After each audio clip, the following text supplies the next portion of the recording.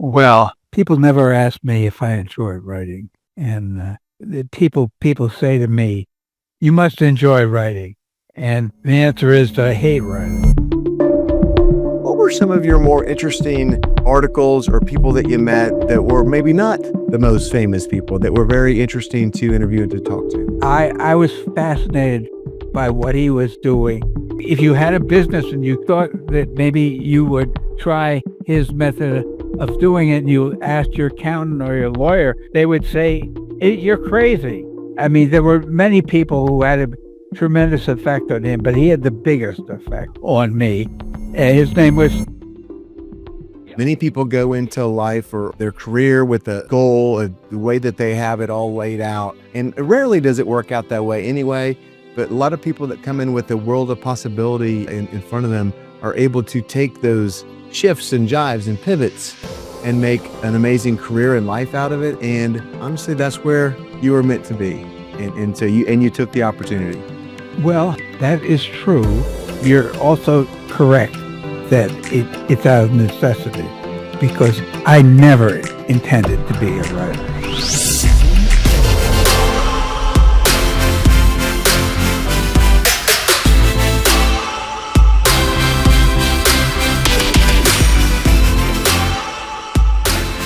Welcome back to the Bo Burlingham episode of Unlocking Moves. Today we're going to have part 2. About 4 weeks ago, we taped part 1, which was a lot about his background. Now we're going to cover the next phase of his career, where he was working at Inc. magazine and he wrote some great business books. So a reminder that Unlocking Moves is the show where we really want to cover those key pivotal moments in the lives of successful entrepreneurs and leaders that really change the trajectory of their career. And I want to hear not just their glory stories. As you know, Bo, I like to cover their gory stories because, as I like to say, the bigger the shit show, the bigger the lesson. So, but before we get going, Bo, I hit you up last time with an off-the-wall question or comment to keep you on your toes. I'm going to have to do it again. So Sure. here we go. In part 1 of this episode, you told me about that our discussion really inspired you to tell your own story, write your own story. So I got to ask you, have you taken any steps to make that a reality? I mean, no. The answer to your question is no. I Well, haven't. But Well, hopefully today will inspire but- it to make it happen. well, you've made me think about how I would explain to you my change from what I believed when I was a kid and what I came to believe as I grew up. Well, very good. We'll cover a little bit of that more today. So in part 1 with Bo Burlingham, we covered some of his formative years, or maybe his nefarious years, where including his time at Princeton, including his time protesting the Vietnam Wars, including his indictment by the federal government for his role in the Weather Underground, and his early career in radio, where, as he likes to say, he told you yesterday's news tomorrow, or maybe it was something like that. And then a little bit of his early days at Inc. magazine. We're going to cover all that and more in part 2 with Bo Burlingham. Well, I'm pleased to be here, Kurt. All right. So, Bo, we're going to pick up where we left off. And I want to remind the listeners a little bit about where we were. We covered a lot of your background, as I just said, and we can invite people to go listen to part 1. Part 2, actually, in part 1, we covered a little bit about your start into business. You worked in Boston for Fidelity Investments, where you were asked to write about business. And as you said during the episode, you learned and you saw how Fidelity operated from the inside, which was much different than how people were writing about it from the outside.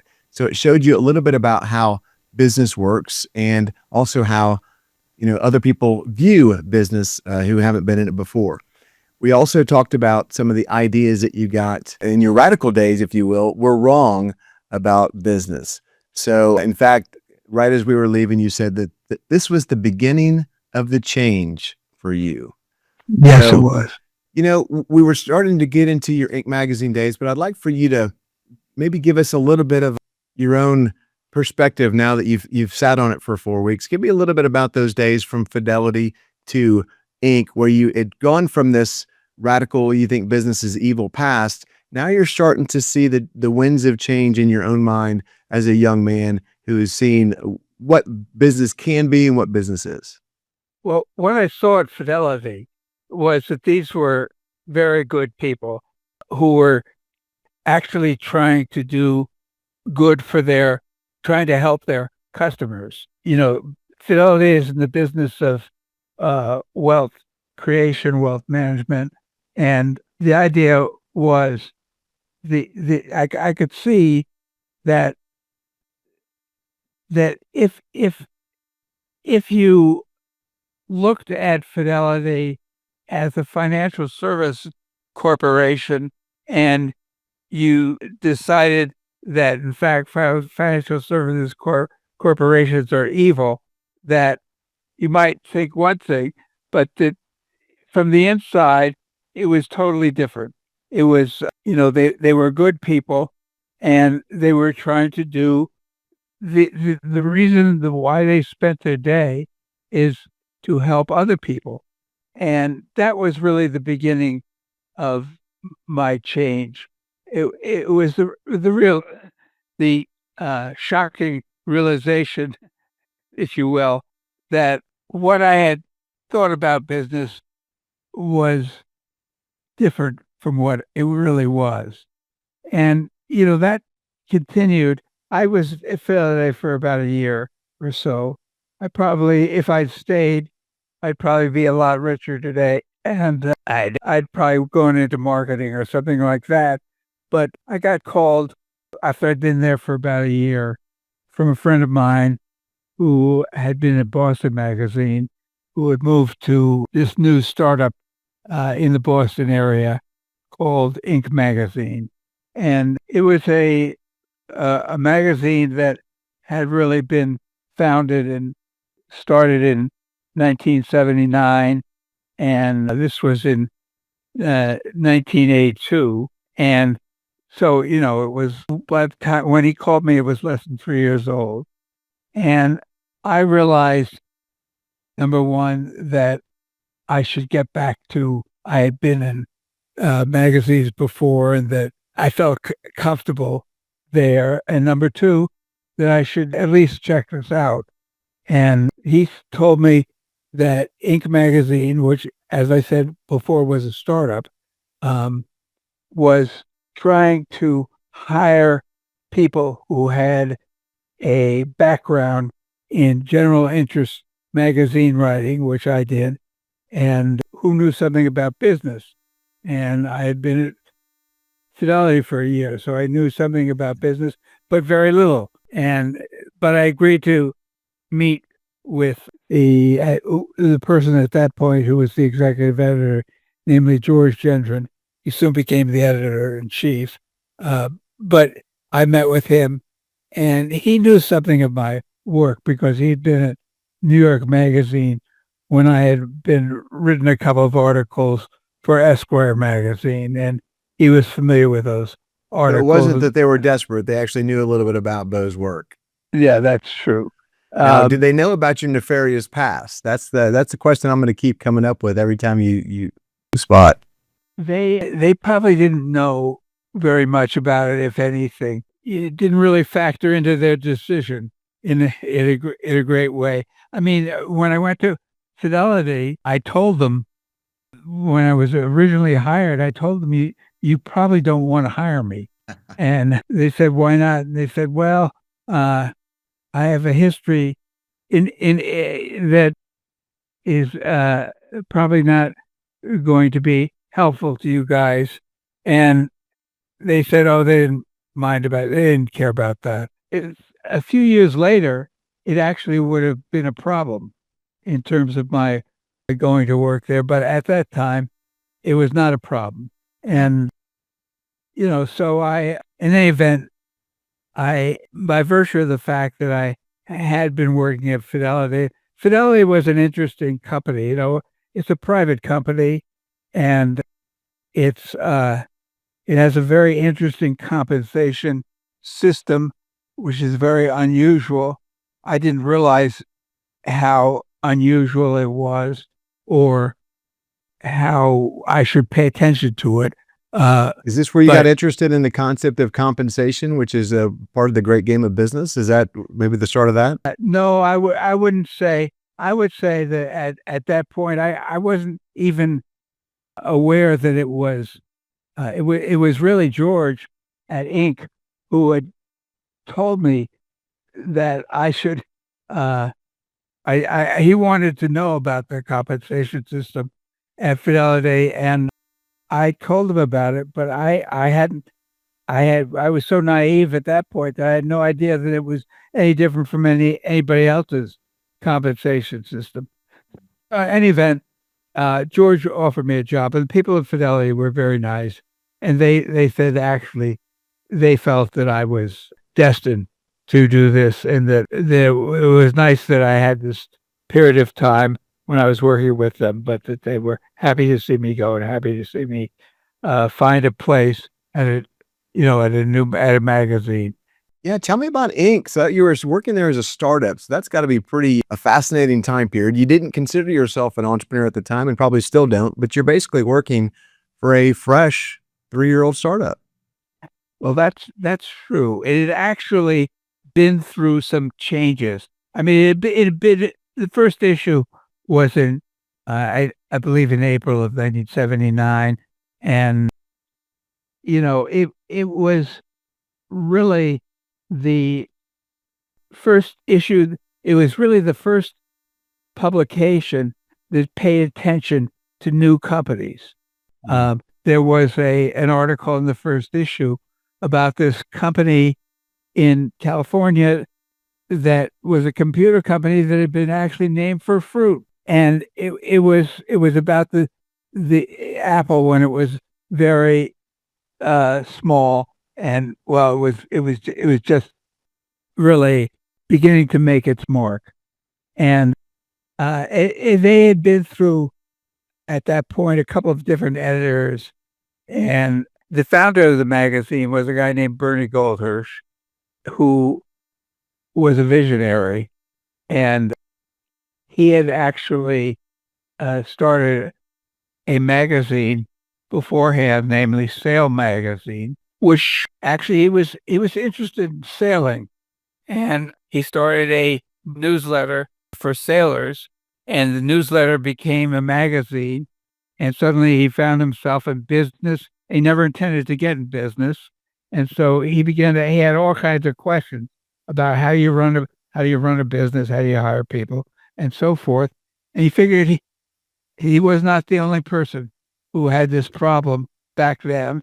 Hey, people have that problem today. You're a classic creator and Right. or a chef or a engineer or anything else. You don't really know or care about business until you have your own business, right?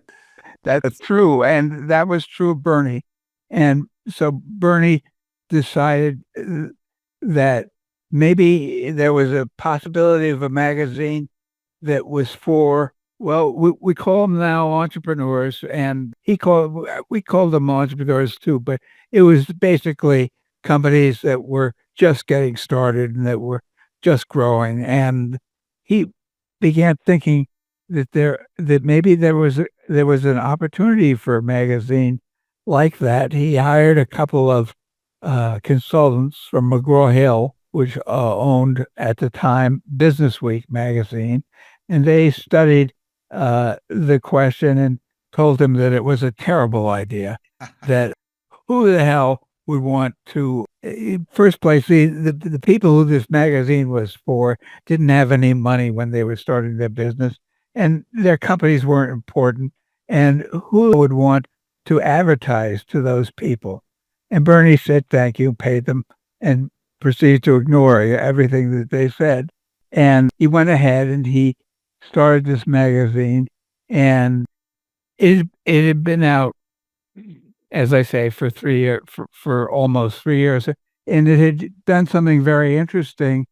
Right before I joined, it published a list of the fastest growing private companies, which they wanted to do a list of 500 fastest growing private companies, otherwise known as the Inc. 500. Yep. And there were on this list companies that today are common names. I mean, but back then were actually small companies. And I mean, Microsoft, for example, wasn't even on the first list. It was on the third list. Oracle was on an early list. Domino's Pizza was on another was on the list. What a And great idea. Was that Bernie's idea to come up with that that was list? Or? Bernie's. It was Bernie's idea, and Bernie thought these companies, which again, you have to understand, at the time nobody knew. Microsoft didn't mean anything to anybody. Right. Yep. Domino's Pizza didn't mean anything to anybody. It was just he thought that they were going to do something interesting. They were doing something interesting. Now it was competing against Fortune, Forbes, and Business Week, and at that time, Fortune, Forbes, and Business Week were totally uninterested in new companies that were being started. The staff of those magazines were only interested in the competition that American businesses were facing from the Japanese and the Germans. And, they really wouldn't even consider writing a story about any company that didn't have already $100 million in sales. Well, $100 million back then was a lot of money, and there were absolutely no companies that we were writing about that yet had $100 million in sales. And so we were writing a whole part of the economy that the rest of the business press was totally ignoring. Hey, Bo, you bring up a couple of things that really hit me. One is that there's probably some synchronicity between Apple and Microsoft and Domino's and their rise, along with the rise of Inc. magazine. And I was a youngster at the time. I was 11, 12 years old at the time. But so I'm not sure this is factually true, but is it possible that there was a rise in entrepreneurialism over the next 10, 15 years Yes. because of Inc. magazine? Well, that's exactly correct. And I mean, I like to think, I mean, it was a factor. Ronald Reagan was a factor. He was the first person who talked about entrepreneurs. And it was like most of the country didn't know what the hell he was talking about, but he knew what he was talking about. And Inc. magazine wrote about those companies, and you're right, there was a boom. Basically, the baby boom generation, of which I'm a member, had reached a point in 1980 when we were in our 40s, and there were a lot of us who got the idea of started companies. And you saw this proliferation of new businesses. Now we could say in hindsight that, if it had been known what was going to happen to the Fortune 500 companies during the next decade, the decade of the 80s. In fact, they were going to lose jobs. Yet the country as a whole was going to was going to have more and more jobs. What's more, women who hadn't really been a major part of the workforce up until then were going to come into it. If analysts had known all that in advance, they would have predicted that the economy they had no idea would lose all kinds of jobs. It would have been terrible. The effect of it would have been terrible, but in fact it wasn't, and it wasn't because of these proliferation of new companies that were being started all over the country at an incredible rate. That's the beauty of entrepreneurs, is that many of us were created out of necessity because we lost our job or because for whatever reason, we're forced to try to make things work. And so it sounds like that happened in spades in the early to mid 80s. Well, obviously, and we wrote about that. We wrote about that happening. And you made them heroes as opposed to being, failures because they lost their job. Now all of a sudden they're creating amazing things for the economy. Yeah, well, they were exciting, and we found them exciting, and we wrote about them as exciting, as the what was happening, in fact, in the economy was very exciting. Now, when we started out, we were the only people. We were the only magazine. There was another magazine, I should say, that was started at the same time as Inc. magazine. It was called Venture magazine, and it was unlike Inc., which was based in Boston.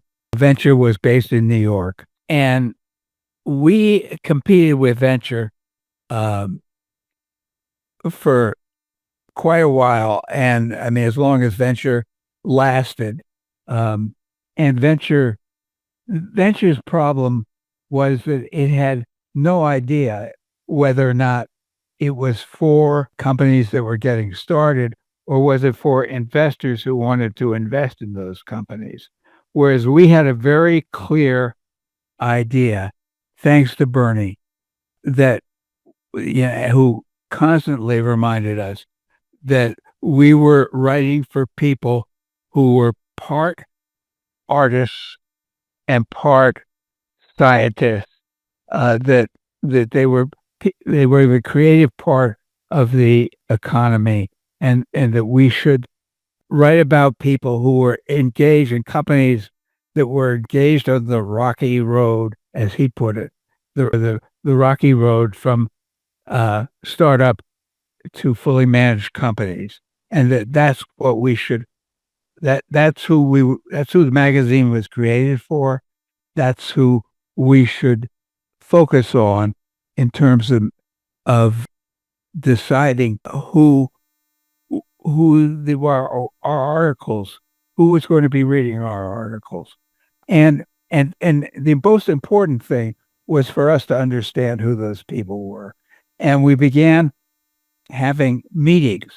I mean, obviously, those of us who were in the magazine had no idea about this. I mean, we were kids, and we needed a job, and so we got a job at this magazine called Inc. magazine, and we were writing for people who were totally unlike us, or at least we felt that, and we invited somebody to come visit us every week to sit and be grilled about exactly who they were, what they were doing, what were their issues, and so forth. And that's how we got to know, that's partly the way that we got to know who entrepreneurs were and who the entrepreneurship part of the economy was. What was it about?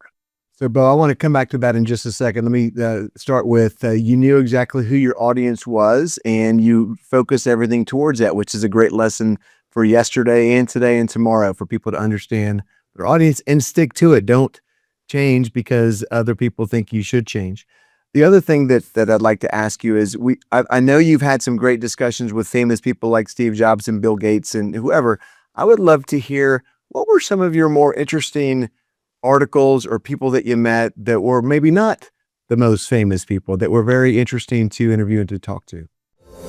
If you're just joining us on Unlocking Moves, today's episode is brought to you as usual by HireBetter, the strategic talent partner for growth-minded entrepreneurs everywhere. The person who had the greatest impact on me was a guy who ran a company in the Midwest, and he ran.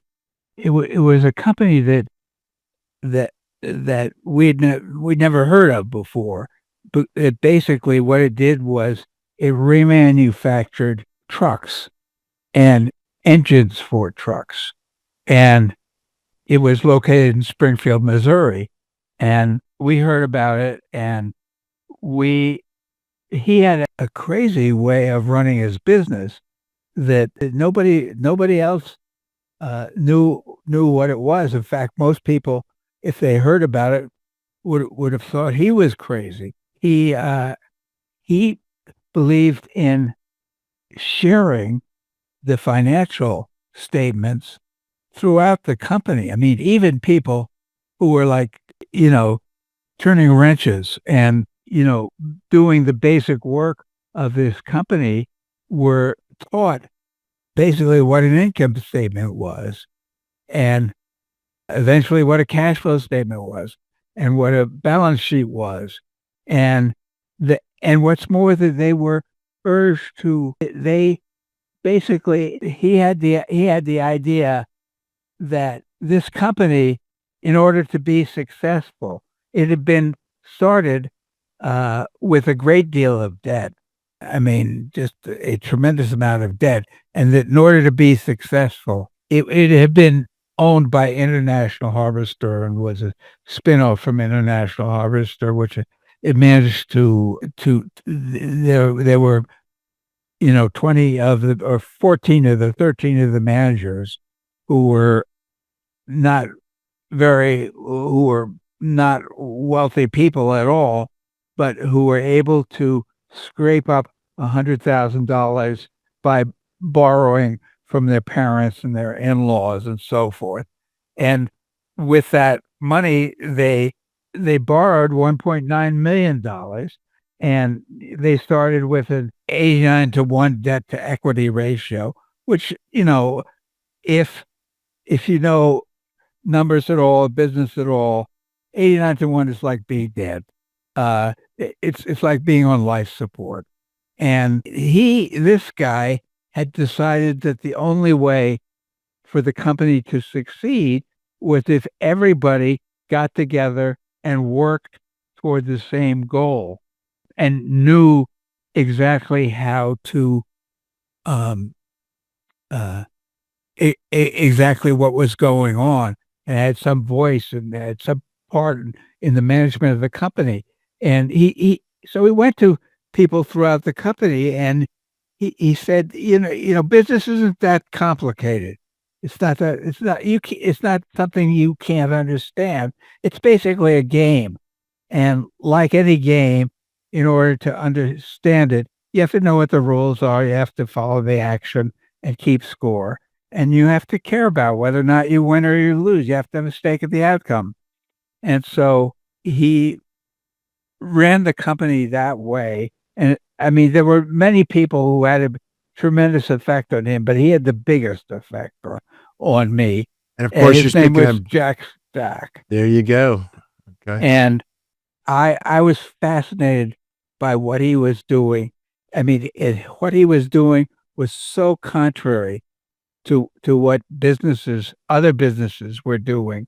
And in fact, if you had a business and you thought that maybe you would try his method of doing it and you asked your accountant or your lawyer, they would say, you're crazy. You absolutely shouldn't do that. You shouldn't let your numbers out. It was something that Bernie, for example, Bernie thought, as much as I love Bernie, he thought it was crazy that to run a company this way. A lot of people think that's crazy still. Yes, they do. And, this company, the Springfield Remanufacturing Company, was in fact very successful with this system. And it had been able to pay off its debt and had grown and grown and grown. I mean, today it's, back then it was like when it was a spinoff from International Harvester, it was like a $60 million business. And today it's about $1 billion. And it has made multiple millionaires because part of the vision of Jack and his fellow managers who bought the company was that they wanted everybody to be part of the ownership of the company. and to have that, which again was a radical idea at the time. Well, and he taught them the skills it takes to run a business, which in turn helped him run a business and ideally helped them if they went off and did their own thing for their own Yeah, business. And exactly. I love stories like that where you have entrepreneurs that spawn the next generation of entrepreneurs. And of course, you went on with Jack Stack to co-author a couple of books, including The Great Game of Business, which is Right. one of the iconic business books. Well, yes, and at the time, it was considered the idea that you would teach your employees how to run a business and how to make that business successful was crazy. It was like nobody tried to do that. And Jack, basically, he didn't. He might have been the CEO of this company, but he didn't. He was unlike any other CEO that we had. He was just one of the guys who had a beer and played pool, and we wrote about that, and we ultimately we thought that this was a great story. We ran about it. It was a cover story in the magazine. It got a huge response, and it led to an offer from a publisher to write about it and to write a book about it. And one thing led to another, and Jack and I agreed to together write The Great Game of Business. So I've got to ask you, Bo, which one was your favorite book? You've written at least, well, quite a few, but 6 that I can count on one hand, just with 2 hands, with business books. Which one's your favorite? That's hard to say. Like, which one's your favorite child, right? Yeah, right. I have to say that the book that has had the greatest impact and the book that has the greatest potential to transform businesses is The Great Game of Business. I believe that this method, which later acquired the name of open book management, that it's the most powerful tool that any business could have in terms of in terms of growing and profitably and being effective. I mean, basically, if you had 2 companies competing against each other, and one had, and each of them had 100 employees, and one of them had, 10 employees at the top who knew what was going on and told the other 90 people what to do, which is the way most businesses are run. And you had, at the other business, you had 100 people who knew what was going on and who knew their role and who knew what they had to do in order to be, who's going to be more successful. The company with 100 people who think like business people, who are business people, and who are working together to make that business as successful as possible. And it had a huge impact on me. In terms of books, that there two of my books have actually given rise to large organizations. The Great Game Business every year has a conference that brings together people from various companies that have adopted the system that SRC pioneered and that want to implement that in their own companies. And that's 500-600 people from those companies who come together in order to learn from each other and so forth. And Bo, that's a testament to the concept, but it's also a testament to the story that you told about the concept. So that's should make you feel pretty good. That's true. Now the other book that has had that similar effect is Small Giants, which is which is basically a book that has captured the imagination of lots of people who run companies who basically say that it's more important to them to have a business that they can say is a great business in terms of the relationships that it has with its employees and with its customers and with its suppliers. And that's more important than getting as big as possible, as fast as possible. Now, some of these companies, do in fact get very big and get very profitable. I've got a new book coming out. It's actually will be published in May. It's called Another Way. And it's a book, again, that I co-authored with a guy named Dave Horton. And Dave is the founder of something called the Tugboat Institute, which has nothing to do with tugboats, but it really brings together companies that it's similar to the Small Giants in a way. There's similar notions of what it is that makes a company great. And these are companies that some of them are not small by any means. Some of them are very large. I mean, you look at Enterprise, the Enterprise Rent-A-Car, which has acquired National and Alamo, is the largest rental car company in the world. So it's not necessarily small giants. I mean, you'd be hard pressed to qualify Enterprise Rent-A-Car as small, but it nevertheless has certain principles that Dave has identified, what he calls the 7 P principles that all these companies have in common. The 7 Ps are purpose, perseverance, people first, profit, and private, and companies that engage in paced growth. In other words, don't try and grow, in 3 years to a huge size, which is what happens with Silicon Valley companies, venture-backed companies. Well, that's going to be out in May, and that's with Dave Horton. Yeah, Dave Horton. It's going to be published by the Harvard Business Review Plus. My co-author is Dave Horton, Whorton, and the book is called Another Way: Building Companies That Last and Last and Last.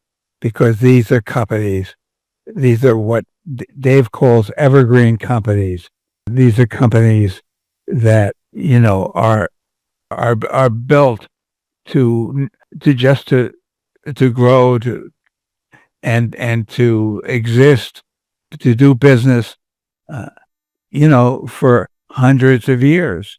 I mean, there's one company that we write about which really traces its origins back to pre-revolutionary times in the United States, to the building of a printing plant, a company that made paper, for various printers and so forth.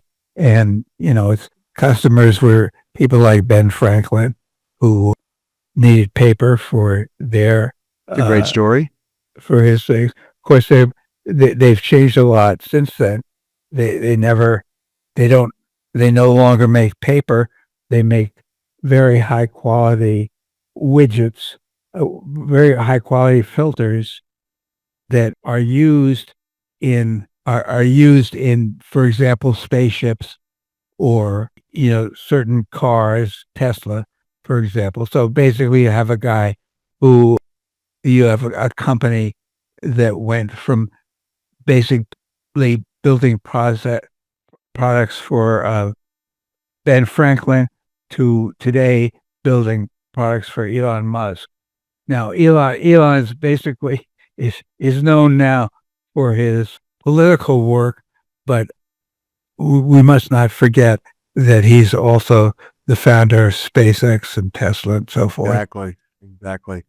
Well, hey, Bo, I was going to ask you about my book to try to get it up there in the same conversation as Small Giants and The Great Game of Business.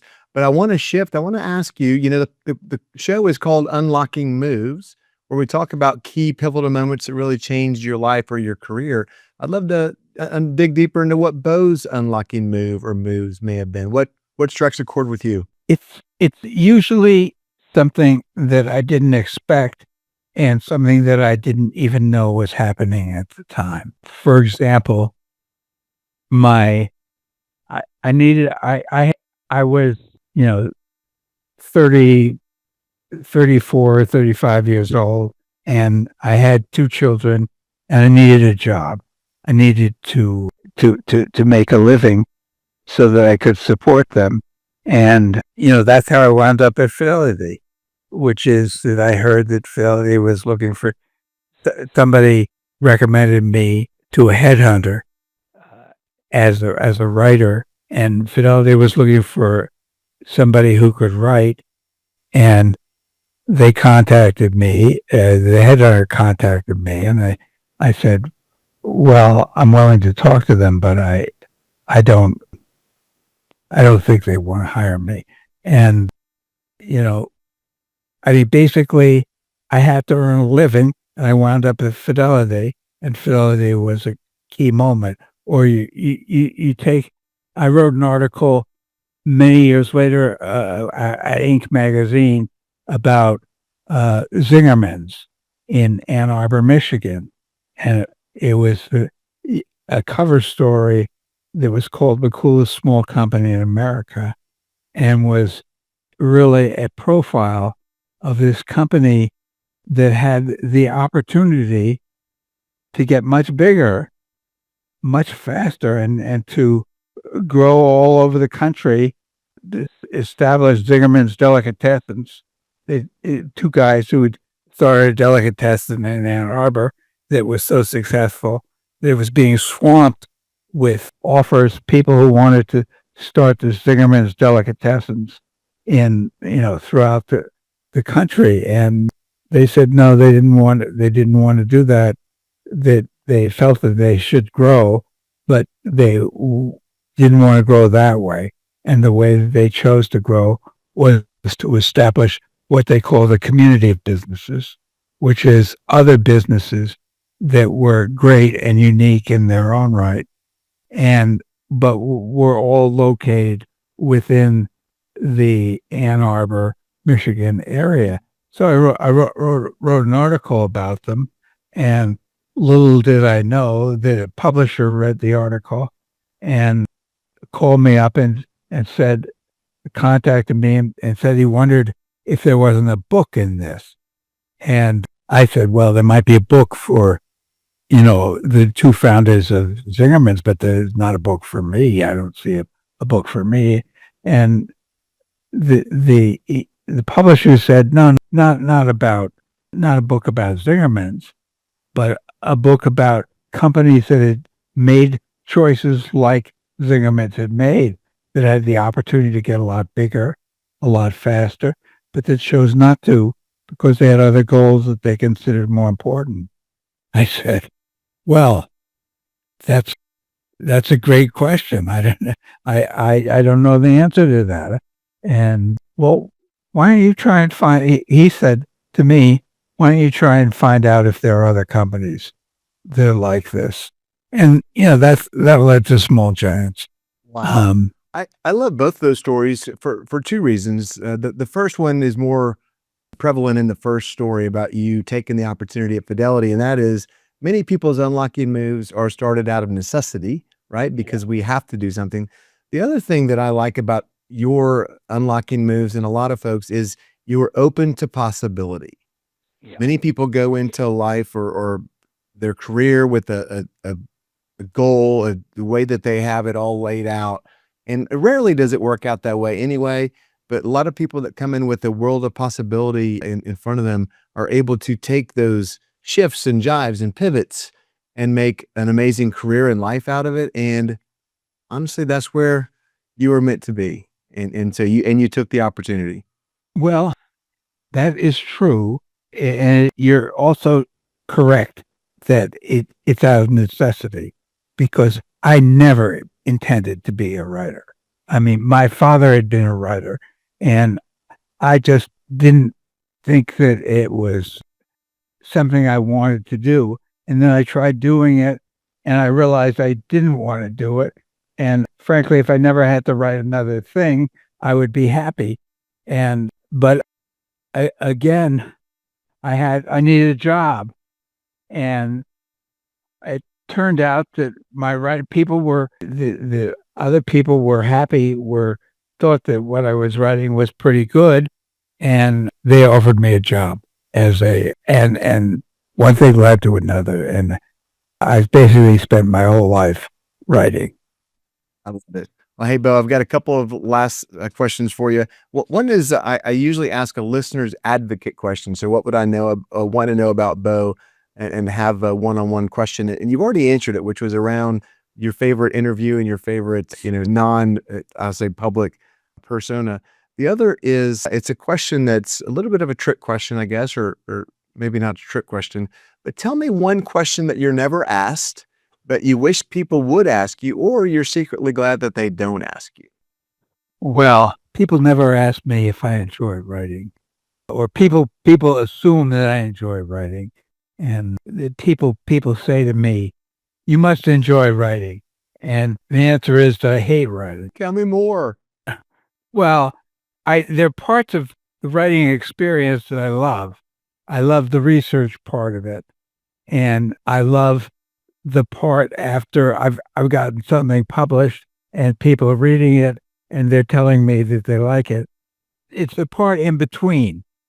It's the part between the research, when the research is done and I start with a blank screen. Used to be a blank piece of paper, but basically I have to put something down that explains what I've seen, and that contains my thoughts about it. And I hate that. I find it extremely hard to do. It's overwhelming. I hear you.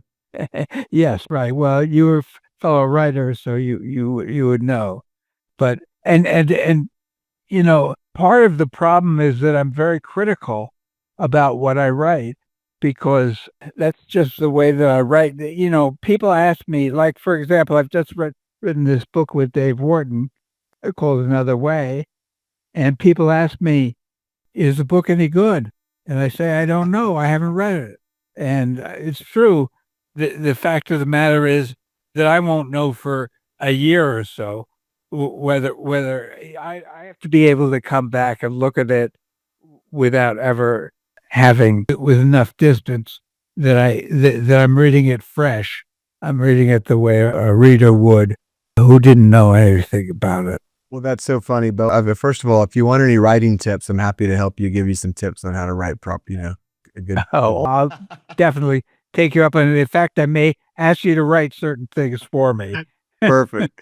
Hey, but my next one is this. So I wrote my book, and I'm a bit of I don't know if humble is the right word, but I don't like to, promote. I'm not a self-promoter. My brother's a great self-promoter. I'm not a great self-promoter. And so people would ask me if the book was good, and like, what are you going to say, right? So I'm like, yeah, it's kind of good, right? And my business coach at the time said, "Kurt, you need to fake it till you feel it, because who the hell's going to buy your book if you don't like your book?" So I was like, yeah, it's freaking good. And now I do think it's good, but it's funny. You've got to kind of shift your mindset a little bit from that inner critic to, yeah, buy my flipping book. Well, the way I deal with that is that people ask me about it. I don't talk about me. I talk about the people I've written about. In other words, I say, "Is the book any good?"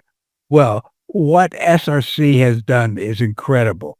Look, it's this, or are these small giants, are they really interesting companies, or is that a good book? I don't know. But these are fascinating companies that have done things that are unconventional. All of them have figured out new ways to build their businesses, and that's really pretty interesting. There you go. I love it, though. Thank you. Hey, on that note, we're going to wrap this puppy up. Please go like and subscribe Unlocking Moves wherever you consume your podcasts, YouTube, Spotify, Apple, all the places. And Bo Burlingham, thank you so much for joining me. It's been an honor and a privilege to have you as a guest on Unlocking Moves. Well, the honor and privilege is mine. And I have really enjoyed talking to you, Kurt. You've asked some very good questions, some tough questions, and I like that.